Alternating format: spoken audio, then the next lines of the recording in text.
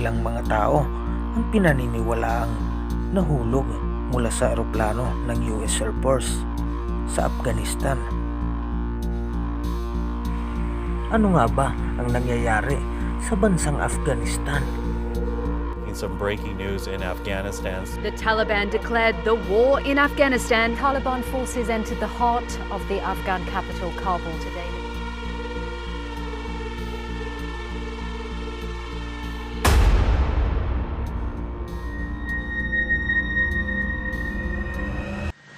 Ang eksenang ito na makikita sa video ay mistulang isang pelikula.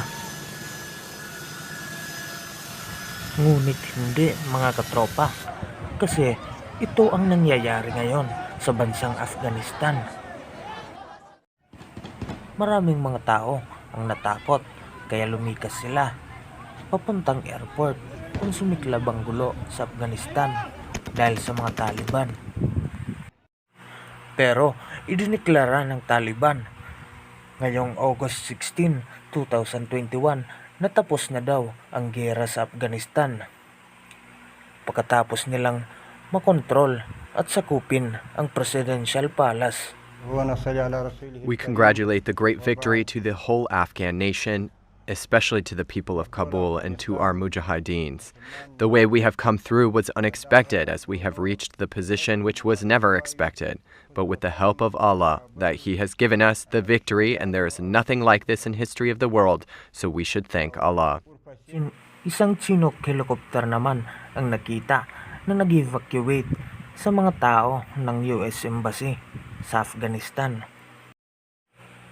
Ang CNN reporter naman na to ay lakas loob na in-interview ang ilang Taliban sa labas mismo ng US Embassy. This is a sight I honestly thought I would never see. Scores of Taliban fighters, and just behind us, the US Embassy compound.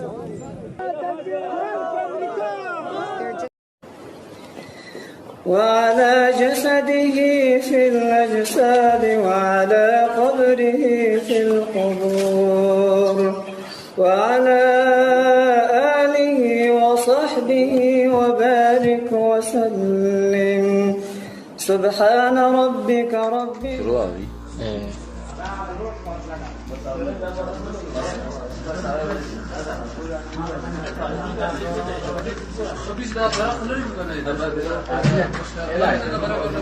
مشرب غني آئے کر دے ملامرت آئے اشرف غنی کا خاص ہے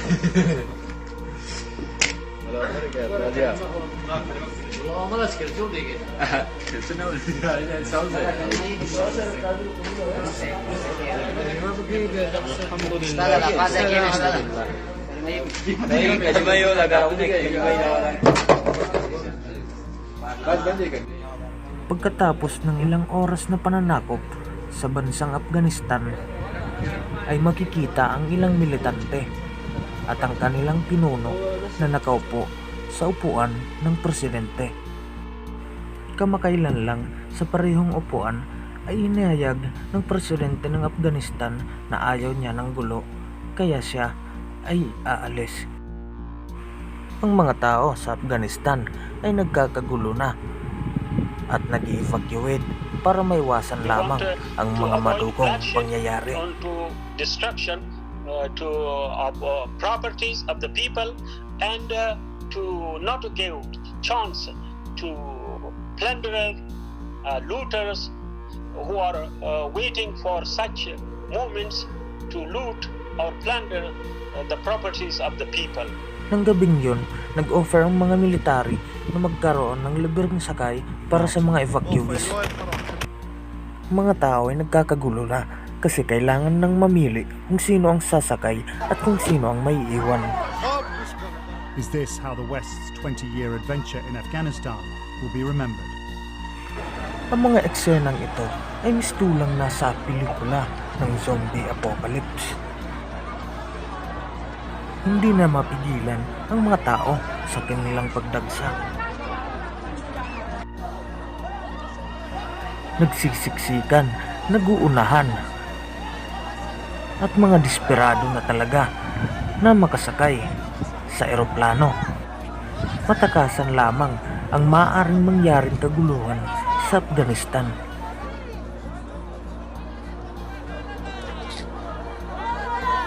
Iilang sundalo ng US ang nagpaputok ng baril sa taas para lamang bigyan ng warning ang mga taong nagdadagsaan.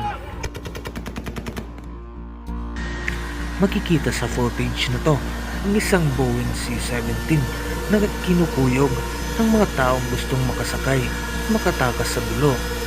At makikita din dito sa gilid ng eroplano may ilang taong nakasabit at nakasakay dito.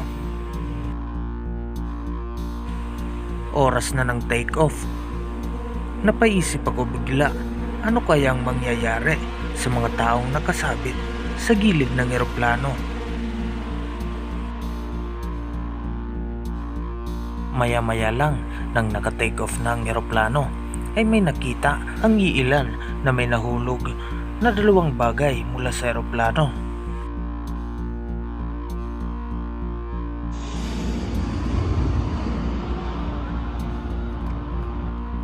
Pinaniniwalaan na ilang taong nakasabit sa eroplano ang nahulog base sa video.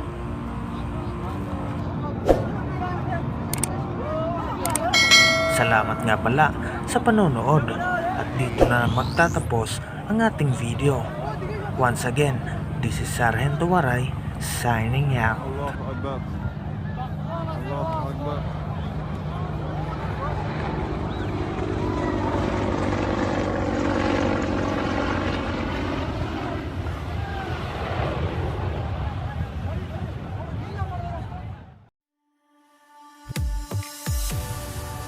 Pero bago ang lahat mga katropa, subukan natin na pabutin ng 100 likes ang video na to.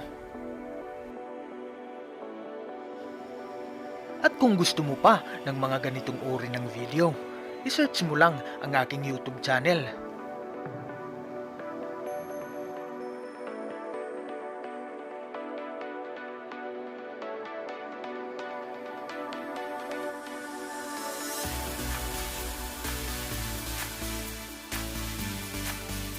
Pindutin mo ang subscribe button at pindutin mo na din pati ang notification bell para updated ka lagi sa mga bago kong uploads.